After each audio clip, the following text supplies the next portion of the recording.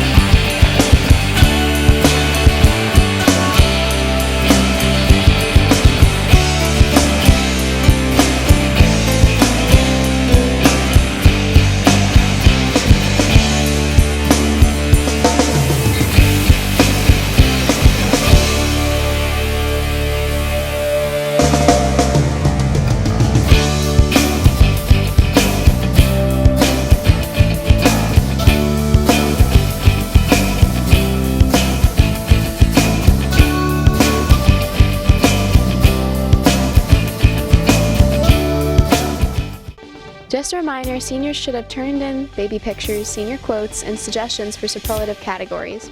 See the Class of 2020 announcements on the Maury homepage. You're up to date for Monday, December 2nd. I'm Gabrielle Kiefer. Have a great day. This has been a Commodore News Update.